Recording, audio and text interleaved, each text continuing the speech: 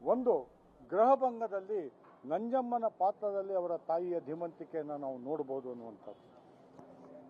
Cinema ಟೆಂಟ್ಗಳಲ್ಲಿ ಕಾಯುವಂತಹ ಕೆಲಸವನ್ನು ಪ್ರಾರಂಭ ಮಾಡಿ ಬಹಳ ಕಷ್ಟಪಟ್ಟು ಮೇಲೆ ಬಂದಿರತಕ್ಕಂಥದ್ದು. ಅವರ ಸಾಹಿತ್ಯ ವಿಶೇಷವಾಗಿರ್ತಕ್ಕಂಥದ್ದು. ಅವರ ಕಾದಂಬರಿಯು ಸಹಿತ ಎಷ್ಟು ಆಳವಾಗಿ ಅಧ್ಯಯನವನ್ನು ಮಾಡಿ ಅವರು ಬರಿತಾ ಇದ್ರು ಅನ್ನೋದಕ್ಕೆ ಅವರ ಪೂರ್ವ ಸಿದ್ಧತೆ ಜೊತೆಗೆ ನಡೆಸುವಂತಹ ಅಧ್ಯಯನ, ವ್ಯಾಪಕವಾಗಿರ್ತಕ್ಕಂತಹ ಸಂಚಾರ ಮತ್ತು ಕಂಡುಕೊಳ್ಳುವಂತಹ ಅನುಭವ ಇದೆಯಲ್ಲ, ಇದು ಬಹಳ ವಿಶೇಷವಾಗಿರ್ತಕ್ಕಂಥದ್ದು.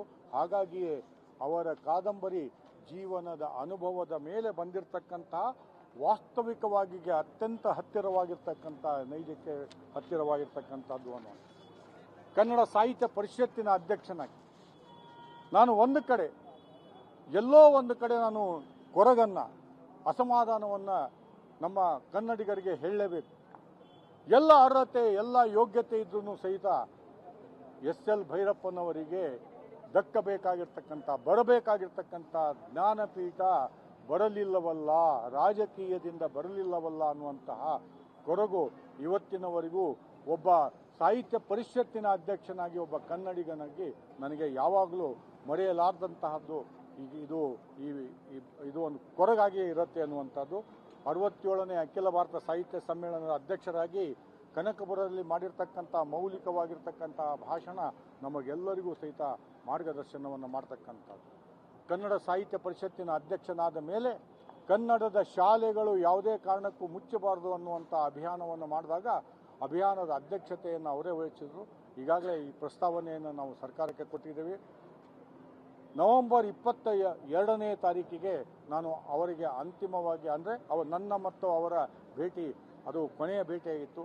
ಇವತ್ತು ಅಂತಿಮ ದರ್ಶನವನ್ನು ಮಾಡಿದ್ದೇನೆ. ಕನ್ನಡ ಸಾಹಿತ್ಯ ಪರಿಷತ್ತಿನ ಪರವಾಗಿ ಅತ್ಯಂತ ಗೌರವದಿಂದ ಶ್ರದ್ಧಾಂಜಲಿಯನ್ನು ಅರ್ಪಿಸ್ತೇನೆ.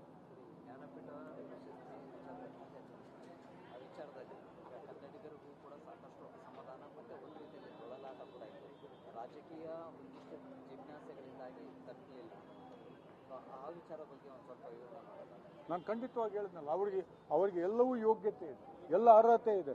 ನನಗನ್ಸೋ ಮಟ್ಟಿಗೆ ಇಂತಹ ಶ್ರೇಷ್ಠ ಕಾದಂಬರಿಕಾರ, ನನಗಂತ ಜಗತ್ತಿನಲ್ಲಿರ್ತಕ್ಕಂಥ ಕೆಲವು ಕಾದಂಬರಿಕಾರರ ಆ ಮಟ್ಟವನ್ನು ಮುಟ್ಟತಕ್ಕಂತಹ ಇಂತಹ ಕಾದಂಬರಿಕಾರರು ರಾಜಕೀಯ ಕಾರಣಕ್ಕೋಸ್ಕರವಾಗಿ ಜ್ಞಾನಪೀಠ ಬರಲಿಲ್ವಲ್ಲ ಅನ್ನುವಂತಹ ದುಃಖ ಸಾಹಿತ್ಯ ಪರಿಷತ್ತಿನ ಅಧ್ಯಕ್ಷನಾಗಿ, ಜೊತೆಗೆ ಈ ಕೊರಗು ಯಾವಾಗಲೂ ಇದೆ ಅನ್ನುವಂಥದ್ದನ್ನು ಮತ್ತೆ ನಾನು ಪುನರ್ ಉಚ್ಚರಿಸಲಿಕ್ಕೆ ಇಷ್ಟಪಡ್ತೀನಿ.